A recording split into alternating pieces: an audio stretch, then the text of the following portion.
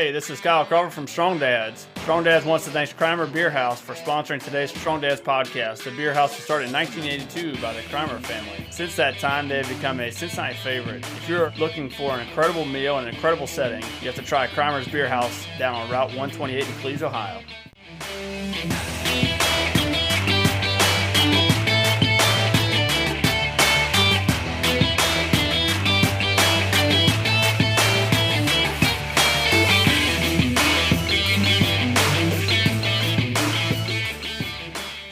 Welcome to Strong Dads. Hey, this is Merle Hutchinson. Hello, Kyle Crawford. How are you, brother? Good. How are you? I'm good. You actually are like are awake and everything. I'm ready to go today. You didn't work last fired night. up. You're good. Yeah, man. What's going on?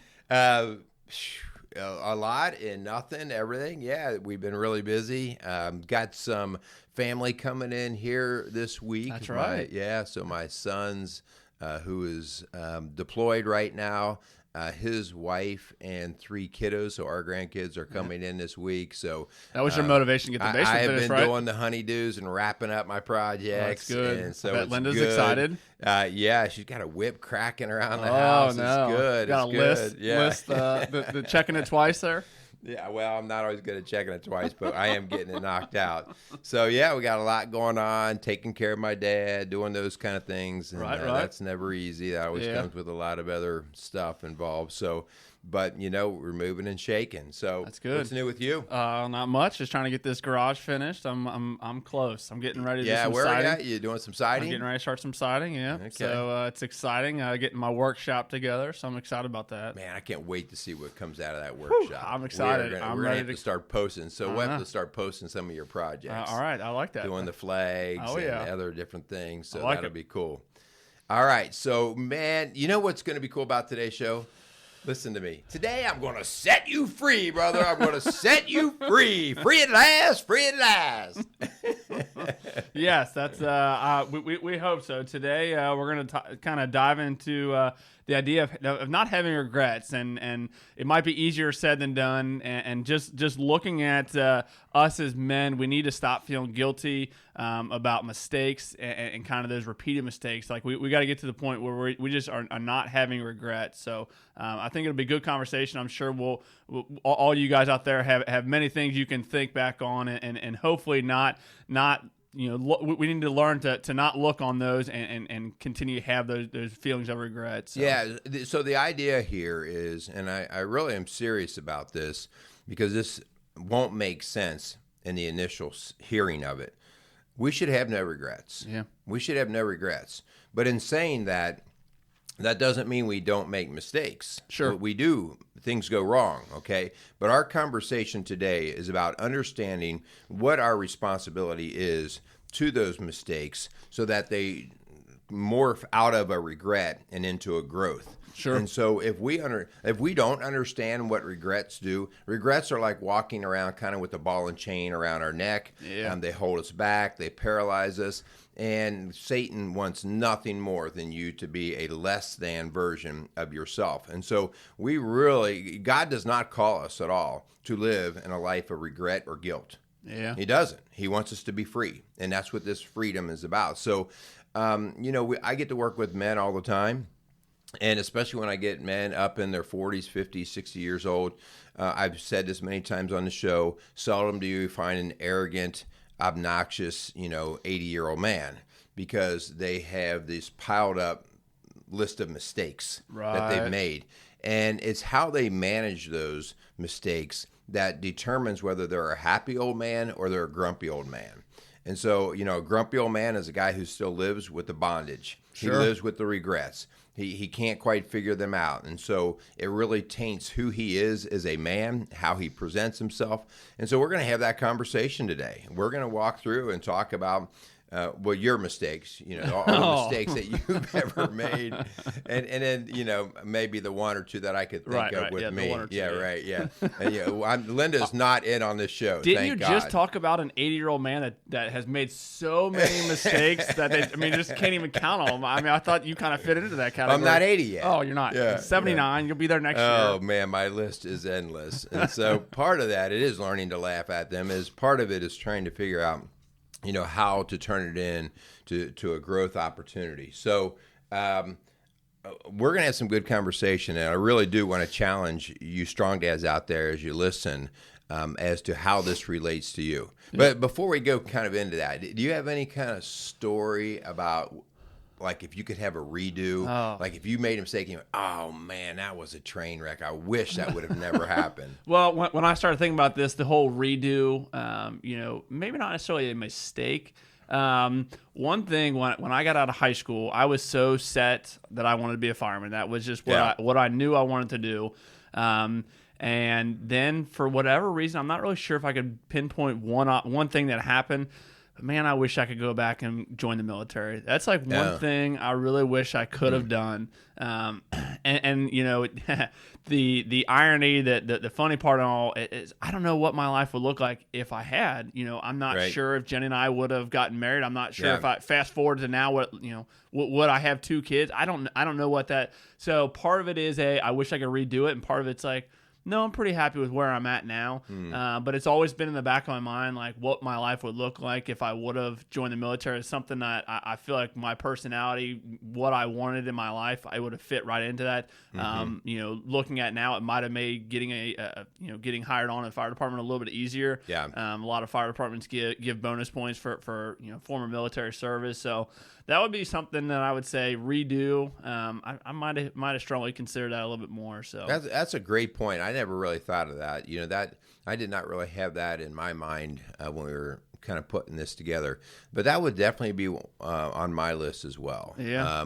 In fact, I think when I think about military, I graduated in '81, and there was some sour taste, believe it or not, still from 10 years prior to the Vietnam War. Yeah. And there were still some, like, maybe not quite anti-military, but like, you don't want to go into the military. And that is probably one of, if I could call that a regret, like, I really shortchanged it. Of what opportunity to serve. So that's a good point that you bring up. And it is interesting now that I have 2 boys who are totally dedicated to that service. And I think it's because part of Linda and I's, like, rearing them to completely honor the country and what was laid before us, like who did what before us, and to protect that. And I think that's probably one of those things that maybe I took my regret and turned it into more of a patriotic driving push for my kids. That's a good point, though. Yeah. What about you? What's maybe a redo, a mistake? That's funny. You were telling me about this story last week. This is pretty good. So, I'm try to say I'm kind of a handyman. I'm more of a hacky man, but I'm a handyman, and I like to fix things up. And so I don't really fear from projects or anything like that. And, unless it has to do with epoxy and the bar tops. Yeah, epoxies and bar tops. Yeah, that. Why do you even bring that up? I'm sorry. Now I'm starting. Linda to will have at least laugh at that. Yeah, jerk. And so I had my eye on this house, and this house was a fixer-upper. It had been on the market for some time, and it had a swimming pool in it. Nice. Yeah, like down in the basement, it had a swimming pool, indoor pool. Man. But the house was a fixer-upper. I mean, it needed a lot of work. And, I've always liked the idea of swimming. I work out. I was a swimmer myself. I'm like, this will be so cool, man. I can, like, fix this place up. And blah, blah, blah. We end up buying the house. Yeah. And I will honestly confess that was against Linda's better judgment, okay? But being the knucklehead that I am, no, we can do this. We can turn this around, make some money on it. Well, let me just tell you, that house owned me, okay? It owned me financially. It owned my time. I totally rehabbed the entire house. And whatever could go wrong did go wrong in all of those projects. Right. And financially, we probably did, well, not probably. Linda's going to listen to the show. We did not come out ahead. We broke even at best. And so that was one of those where it's like, if I would have just sat on my hands and never made that or listened to Linda. If I would have listened to my sweet wife, would have never gone in there. And so that's definitely one of those that Linda and I can kind of laugh at. But I will tell you, and this is not to rationalize it, when you're in the middle of those situations, you got to make the best of them. Yeah. And so it was an opportunity to learn. And I can say today, I don't look at that as a regret. That was part of my walk. It was part of my process. It's part of my learning.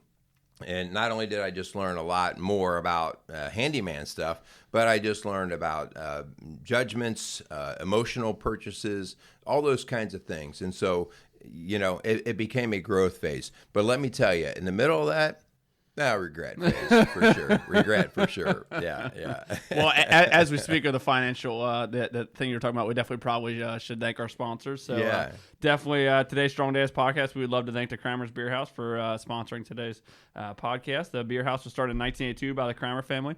Since that time, they've definitely become a Cincinnati favorite. So if you're looking for an incredible meal in an incredible setting, definitely go down on Route 128 and check out the Kramer's Beer House. All right, very good. We would also like to thank Mansfield Insurance Agency, located in Bright, Indiana, for sponsoring today's Strong Dads podcast. Established in 1981, the Mansfield Insurance Agency has been dedicated to the individuals and businesses in Bright, Indiana, but serving the folks throughout Indiana, Ohio, and Kentucky. So for all your insurance needs, contact Mansfield Insurance Agency. Okay, so let's get in. Let's set up a little bit of background. Yeah. And why we're tackling the idea of no regrets, and why, as a strong dad, that if we don't understand this concept, we will not live our best life. We will not be what God intended us to be. Yep, and I think this goes, in kind of preparing for the show, you had made a reference and kind of a visual that I think really is something good to look at. When we talk about regrets and mistakes that you have made into regrets, because again, we all make mistakes, but it's what you kind of do with those mistakes. I think sometimes those regrets can really kind of weigh on people, and you had talked about basically like a 100-pound chain around your neck, and kind of how it kind of wears guys down, and I mean not just men, but obviously we're talking to strong dads, so that's our audience. How again, we don't want to minimize our mistakes. And basically just, whatever, it's a mistake. But again, I think the conversation is going to turn into kind of what we do with those mistakes, not letting those mistakes turn into that 100-pound weight that is around our neck that just kind of constantly brings us down, because, we're called to be the leader of our family, and how difficult it is to, not only carry your own burdens when you have so much regret, but, we're also called to carry the burdens of our family and kind of, bear that weight of the mistakes and the things that are going on in our household. And it's very difficult to do that when you have so much baggage your own self. So I think it'll be a good conversation as we kind of move into that. Yeah. The reason why we have to be careful with this subject is because, there are simple decisions that maybe I should have gone to this store versus that store, right. And we go, well, no big deal. But there are some decisions that have been made that have been devastating to people, whether it costed somebody their life, whether a cost of a marriage.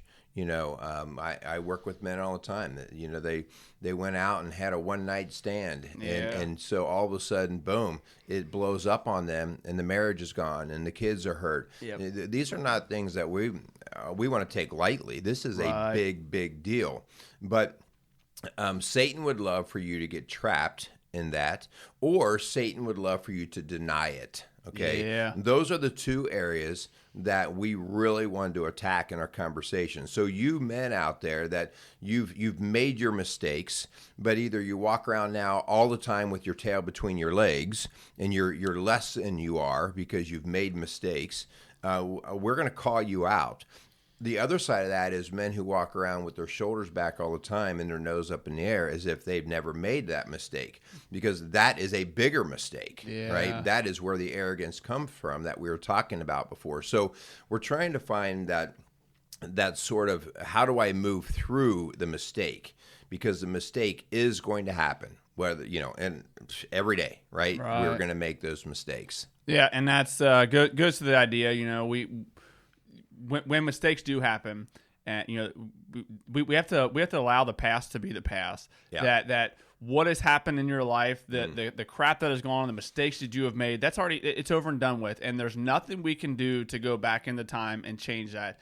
And for some people, that can kind of almost be add on to the burden that I can't go back and fix that. But, our hope is in this conversation that we're having is that, because knowing that we can't go back, that's where there has to be some form of forgiveness for yourself, and there's got to be that time where, yes, you realize you made a mistake, but we can't go back and fix it. So there has to be some freeing from that. You have to make peace with the fact that it's over and done with. I'm moving on now. Yeah. There's only really one place we can live, and that is in the present. Yep. And we can't go back in the past, and so spending any time back there of any length is very dangerous. We can't also live just in the future, right? Those are our dreamers. Those are our dreamers, and everything's roses out there in the future, right?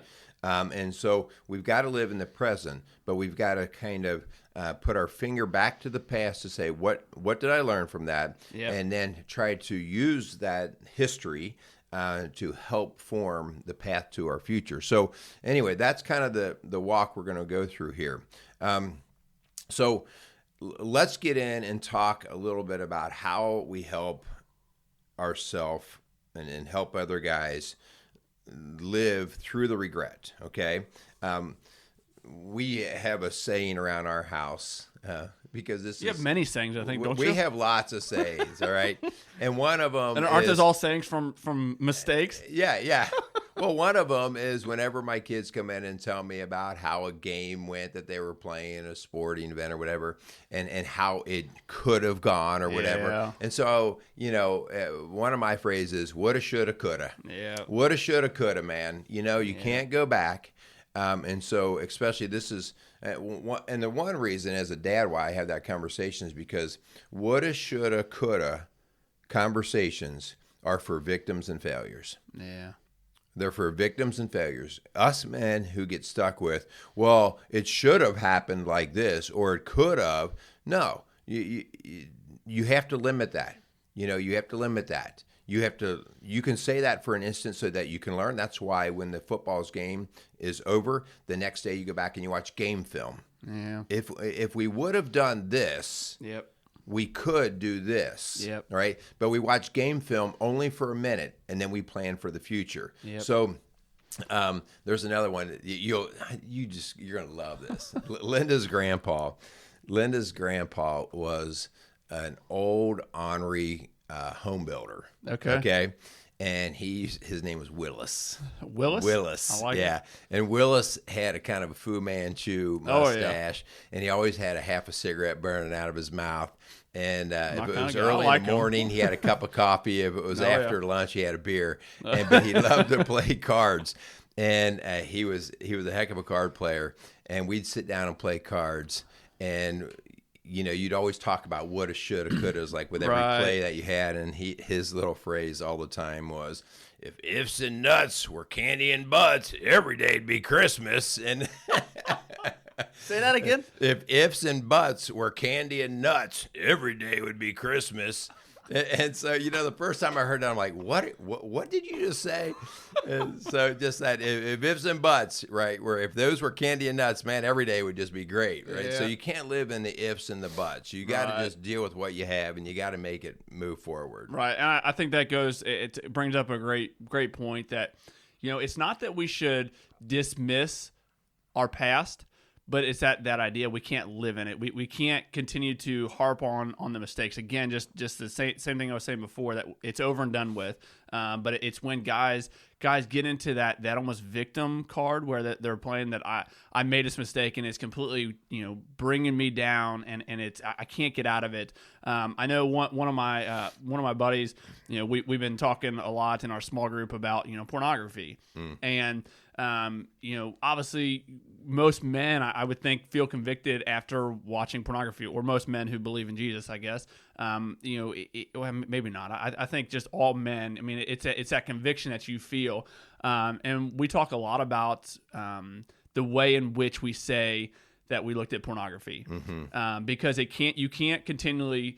It's definitely a mindset change in order to kind of conquer the addiction of pornography. So when you constantly say, I fell into this, or it happened to me. Right, yeah. Good point. I got overtaken by this. No, you made a conscious decision to do that.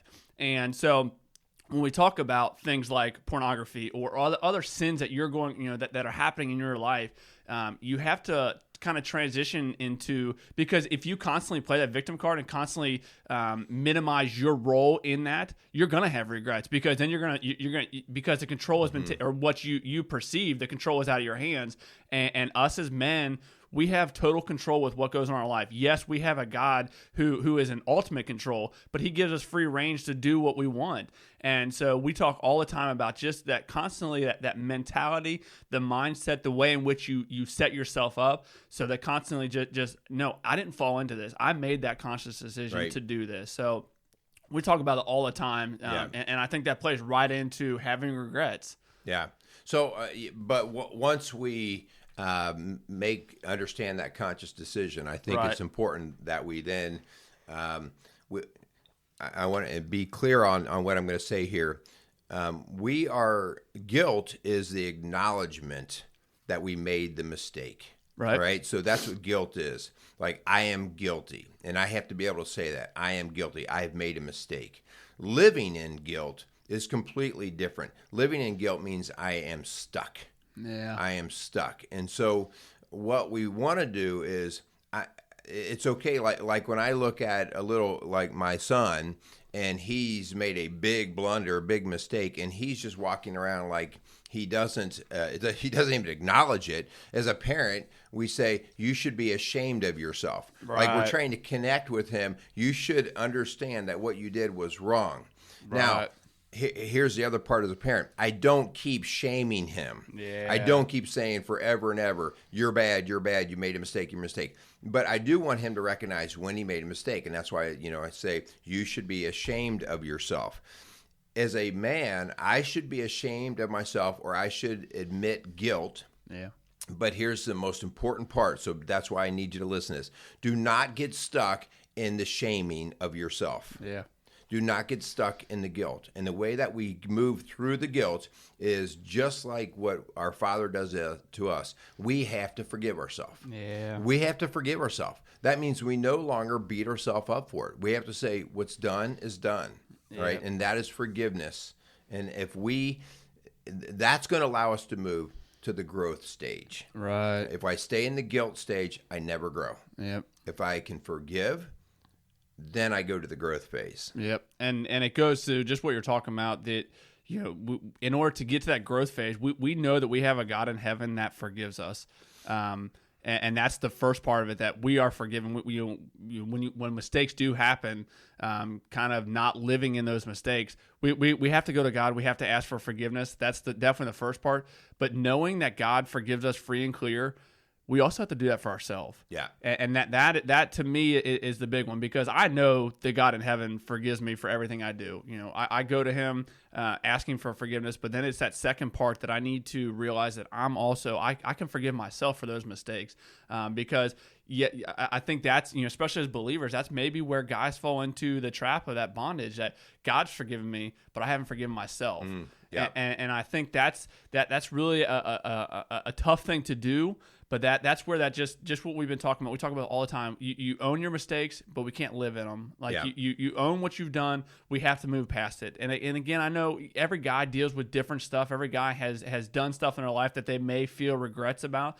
But man, we got to get to the point where we're regret free. Like, we don't have regrets because it's over and done with. Yeah. So once I do forgive myself, okay, I can't be finished there. Okay, so because I can internally say, okay, I'm done with this. I forgive myself. Yeah. That's not really where we're finished. So depending on the mistake, depending on the regret that was done, I have to make amends. Yeah. Or I have to make it right. I have to pay back the debt, because especially when it involves other people. And so this is where I have to make apologies. I have to pay back the debt. Especially, man, when we're talking about husband and wife situations here, and as a husband, I've screwed up, I did something wrong, and for me to just look at my wife and like, hey, I've forgiven myself. You need to get over it. No, that's not going to float very good. That's true. Good point. So I need to say I've screwed up. And I apologize for that. I have to own it that way. That this is the man part. This is where us young boys don't want to own that. But I have to make amends. And whatever that looks like, you make amends. You try to make it right. You take ownership. And you show the people around you, especially those that were involved, that you are owning this and you are going to make it right. Yeah, that's really really good stuff there. And when kind of preparing for this, one of the things in my small group we're doing the journey right now, and the journey is a small group led topic through Crossroads. And right now, one of the things where the kind of the point of the journey is talking about God the King versus God the Father. And as a believer, this is something that is really kind of profound for me because, maybe I'm wrong, but majority of the guys in our small group feel that our view of God is always God the Father, this loving, forgiving figure, which he absolutely is. But we kind of almost dismiss or don't necessarily always realize that God is also the King.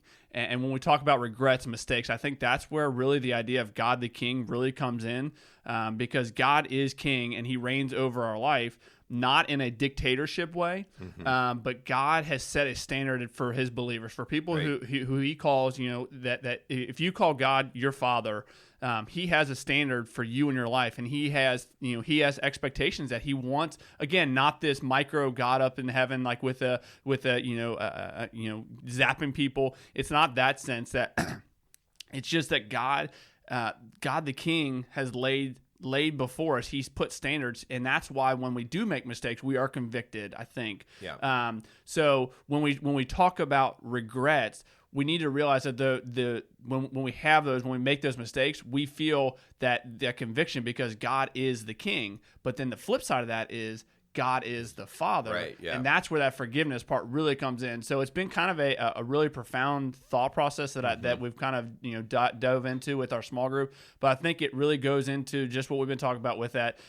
God forgives us because he is a Father, but he is able to forgive us. He set those standards for us because he is also God the King. Yeah, it's a great point. A very well-known theologian in our area, Dr. Jack Cottrell. Jack and I were talking, and he's just super smart, right? And he's going through, and I always had a ton of questions for him. And his idea is, today's churches really want to be God of love, God of love, God of love. And so it's all like a rosy feeling. God loves you. He takes you in and all that. But he's like, God is the God of love, but he's also the God of justice. He's a just God. Yeah. And because he has set the right way, the right way to do things in terms of being aligned with him. Yeah. And so going out of his way is what we call sin. All right. But like you said, he's your Father. He doesn't throw you to the curb. Yeah. He wants to bring you back around. And that's what we're talking about here. You need to be just in your actions. And when you're not, you need to make it right. But never be stuck in the idea that you're not coming back around to be loved. Yep. So that's a great point. Let's move forward a little bit with the idea of how I continue to go through this. And the idea would be, okay, once I've acknowledged my mistake, my regret, and I made amends to it, we have to be really, really good about this next part. And I have to set things up so I don't repeat it. Yeah. Okay? So the idea that if I keep repeating it and falling into the same garbage, I'm really fooling myself. Like if I went back to my story about the house that I bought and I told you how much of a stress that was. Right. And then, all of a sudden 6 months later, I'm out buying the same kind of house, doing the same kind of thing. No, there's a problem there. Okay, right. We're not acknowledging exactly what's going on. So I think we have to set boundaries in for how we're not going to repeat. And this is where the wisdom comes from, right? This is where you, as your dad, you're going to look at your kids someday and say, well, Mia, I'm just telling you, if you do it like that, this is how it's going to come out. This is the wisdom. And you know that because of your living experience. Yep. And we were talking about that with the whole stove thing, and if you are living, someone's just telling you can't do this and you can't do this, similar to if I were to tell Mia, hey, don't touch this hot stove, don't touch this hot stove. Like, part of it is in her mind, in order to figure out if this is a bad idea, she's going to go touch that stinking hot stove, right? And just like her father. and yes, that is going to be a mistake that she's going to have. But then she, moving forward, she needs to realize that every time she sees that light on the stove that's on, that's the little indicator in her mind. Oh, I remember what happened. That hurt, right? Yeah. And just like you were saying, we have to set things up in our life. Just going back to the story with the guy that we've been kind of helping him get through and try and conquer the idea of pornography. Like, we've gotten to the point where we've set up a lot of stuff for him. Yeah. And it's not short-term fixes, because conquering something like pornography or conquering a major sin in your life, it's not a short-term. We need to set up long-term fixes so that we don't continually make the same mistakes over and over again, because that's when those regrets really kind of creep in. So we've set stuff up in his life to try and transform that and try and change his complete mindset, because it is a mindset change that we have to make. Yeah, that's for sure. And so at the basis of all of this is the idea of you and I as dads, as husbands, as men, of constantly trying to be right with God. That doesn't mean be perfect, because that is our goal, to be perfect in God's eyes, but that's not where we're going to be. We have to work to be right with God. We have to be in right relationship with God. And I think when we understand the idea that, you know what, I don't need to answer to anybody else, I need to answer to God. Yeah. What's God's word say about how I should be handling this, about how I should be handling myself? So being right with God. And in saying that, I will say that at least in my life and where I'm at today, there's really only one regret that I could actually ever have. And it's the one I can't undo. It's denying Christ. Yeah. That's the only, because all of these other ones, God gives us life to repair, to fix, to grow. It's called learning. The one regret that I can't undo and I would pay for forever would be denying Christ. Yeah. And that's the one I certainly would want every man out there to understand. In all of your arrogance, you can talk about, that there is no God, or that, your God would never do this, or your God would be like this. At the end of the day, we need to humble ourselves and know who the King and who the Father truly is.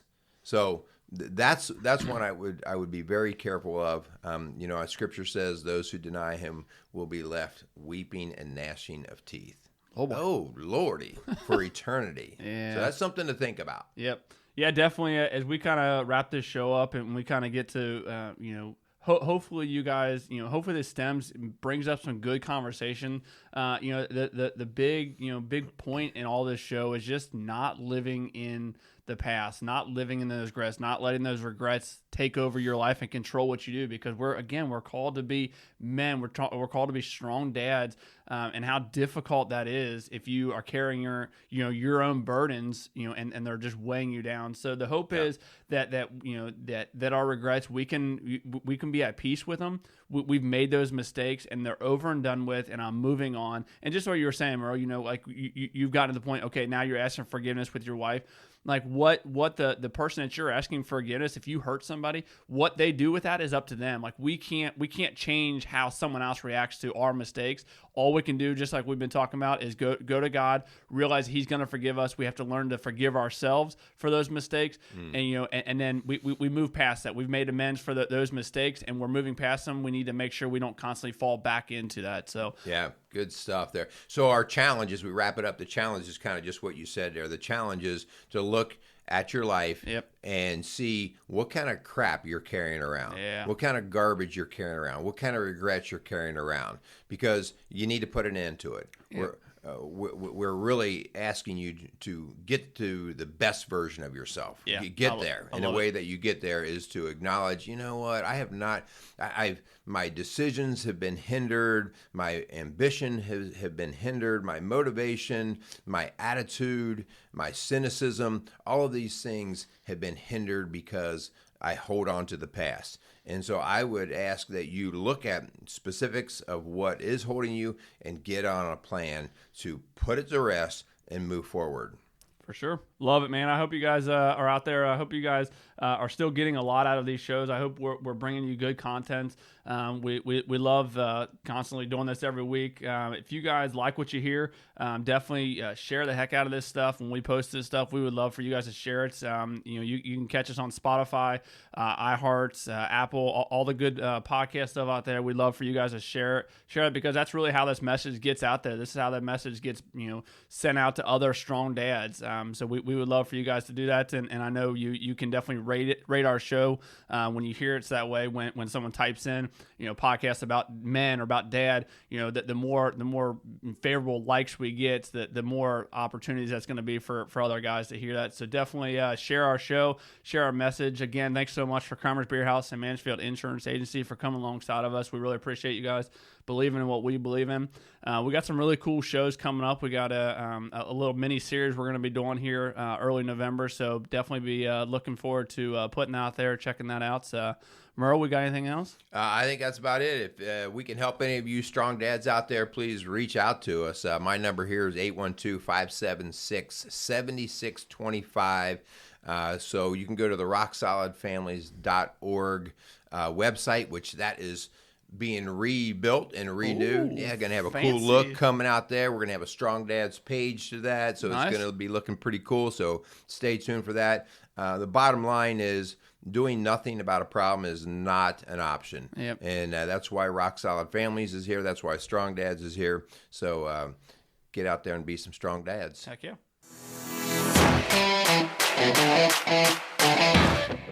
Hey, this is Merle Hutchinson from Strong Dads. Strong Dads wants to thank Mansfield Insurance Agency in Bright, Indiana for sponsoring today's Strong Dads podcast. Established in 1981, the Mansfield Insurance Agency has been dedicated to the individuals and businesses in Bright, Indiana, serving clients throughout Indiana, Ohio, and Kentucky.